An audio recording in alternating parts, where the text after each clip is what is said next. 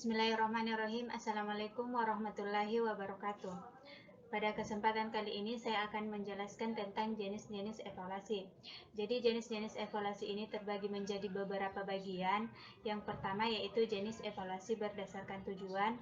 Yang kedua yaitu jenis evaluasi berdasarkan sasaran. Yang ketiga yaitu jenis evaluasi berdasarkan lingkup kegiatan pembelajaran. Dan yang keempat yaitu jenis evaluasi berdasarkan objek dan subjek evaluasi.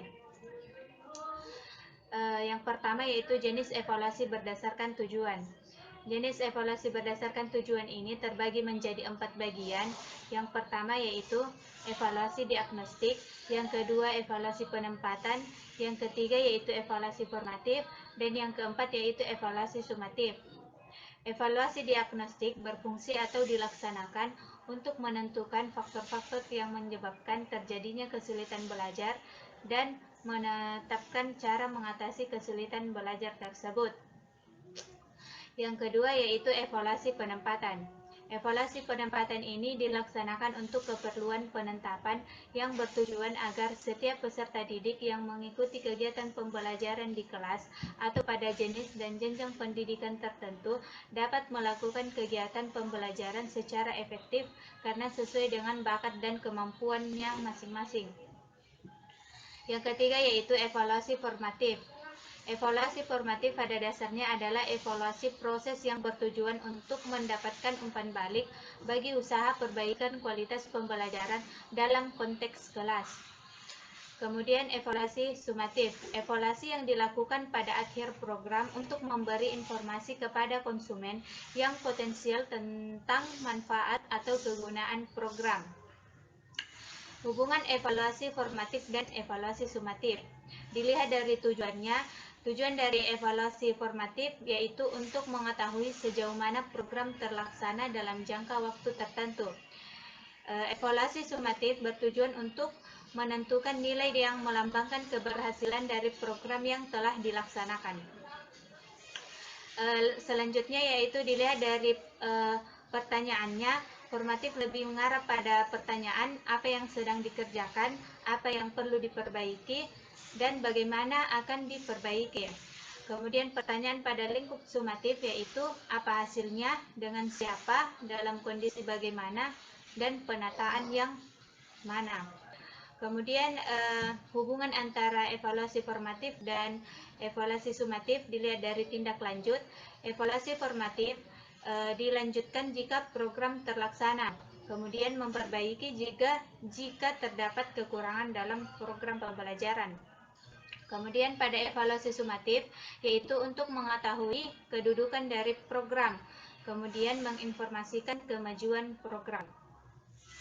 Kemudian jenis evaluasi berdasarkan sasaran terdapat menjadi 5 poin. Yang pertama yaitu evaluasi konteks, yang kedua yaitu evaluasi input, yang ketiga evaluasi proses, yang keempat evaluasi hasil dan produk, kemudian yang terakhir yaitu evaluasi outcome.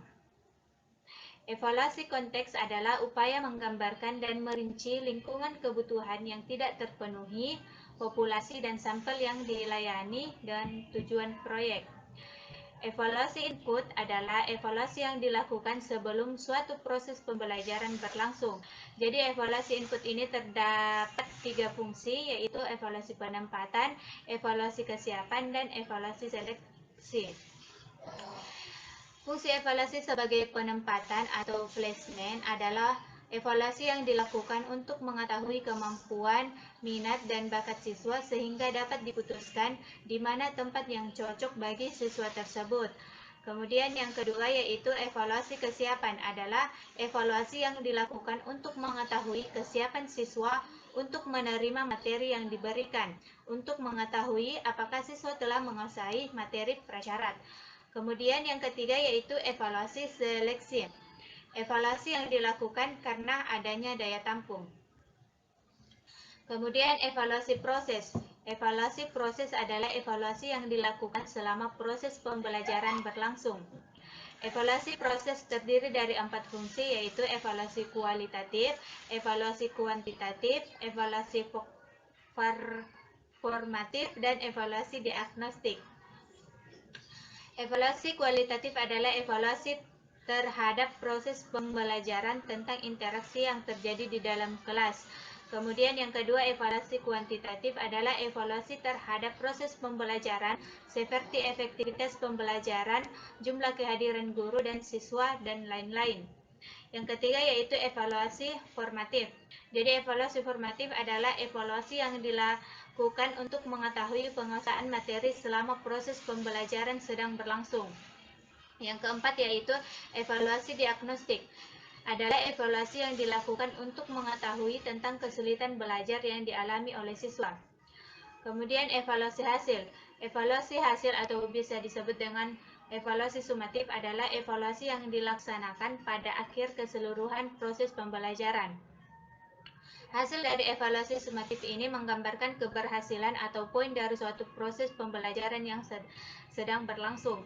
Hasil dari evaluasi sumatif ini dapat juga dijadikan landasan dalam membuat suatu kebijakan. Kemudian evaluasi outcome. Evaluasi outcome atau dampak adalah evaluasi terhadap elemen-elemen yang terkait dalam penentuan dampak atau pengaruh yang dihasilkan layanan program terhadap sasaran secara keseluruhan. Kemudian poin ketiga dari jenis evaluasi yaitu jenis evaluasi berdasarkan lingkup kegiatan pembelajaran. Terdapat menjadi 3 bagian. Yang pertama yaitu evaluasi program pengajaran, yang kedua evaluasi proses pelaksanaan pengajaran, dan yang ketiga yaitu evaluasi hasil belajar. Evaluasi program pengajaran ini adalah evaluasi atau penilaian terhadap program pengajaran akan mencakup 3 hal, yaitu evaluasi terhadap tujuan pengajaran, yang kedua evaluasi terhadap isi program pengajaran, dan evaluasi terhadap strategi belajar mengajar. Evaluasi proses pelaksanaan pengajaran ini mencakup 10 bagian. Yang pertama yaitu kesesuaian antara proses belajar mengajar yang berlangsung dengan garis-garis besar program pengajaran yang telah ditentukan. Yang kedua yaitu kesiapan guru dalam melaksanakan program pengajaran. Yang ketiga yaitu kesiapan peserta didik dalam mengikuti proses pembelajaran. Yang keempat, minat atau perhatian peserta didik di dalam mengikuti pembelajaran. Yang kelima yaitu keaktifan atau partisipasi peserta didik selama proses belajar berlangsung. Yang keenam yaitu peranan bimbingan dan penyuluhan terhadap peserta didik yang memerlukannya, dan sebagainya. Evaluasi hasil belajar adalah evaluasi terhadap hasil belajar peserta didik. Ini mencakup evaluasi mengenai tingkat penguasaan peserta didik terhadap tujuan-tujuan khusus yang ingin dicapai dan unit-unit program pengajaran yang bersifat terbatas. Dan evaluasi mengenai tingkat pencapaian peserta didik terhadap tujuan-tujuan umum pengajaran. Jenis evaluasi berdasarkan objek dan subjek evaluasi. Jadi keterkaitan belajar dan pembelajaran. Di sini terdapat environmental input yang terbagi menjadi 3 cabang, yaitu raw input, yang kedua learning teaching process, dan yang ketiga yaitu output. Pada learning teaching process terdapat hasil yaitu instrumental input. Kemudian evaluasi objek. Evaluasi objek input atau bahan mentah yang siap untuk diolah dalam dunia pendidikan, khususnya proses pembelajaran di sekolah, yaitu para calon peserta didik seperti calon murid, calon siswa, calon mahasiswa, dan sebagainya. Segi input ini, maka objek dari evaluasi pendidikan meliputi 3 aspek, antara lain aspek kemampuan, aspek kepribadian, dan aspek sikap.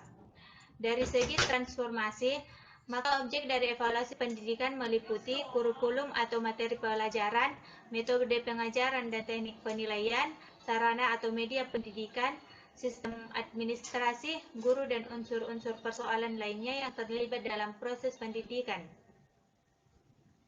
Selanjutnya, evaluasi subjek. Evaluasi berdasarkan subjek evaluasi terbagi menjadi 2 jenis, yaitu internal dan eksternal. Evaluasi internal dilaksanakan oleh pihak-pihak yang ada dalam organisasi, seperti dalam pendidikan di sekolah dilaksanakan oleh pendidik. Evaluasi eksternal dilaksanakan oleh pihak-pihak luar lembaga atau organisasi. Konfigurasi evaluasi 1. Jadi pada konfigurasi evaluasi 1 terdapat evaluator outsider, di mana Terdapat bagian yaitu pelaksanaan program, hasilnya digunakan oleh audiens internal. Artinya ini pelaksanaan evaluasi dilakukan oleh tim eksternal yang hasilnya digunakan oleh internal. Kemudian pada konfigurasi evaluasi 2, di sini juga terdapat evaluator outsider yang bagiannya yaitu pelaksanaan program yang hasilnya digunakan oleh pimpinan. Kemudian konfigurasi evaluasi 3, terdapat evaluator pelaksanaan program penggunaan hasil, yang dimana pelaksanaan evaluasi dilakukan oleh tim internal dari suatu lembaga digunakan oleh lembaga tersebut.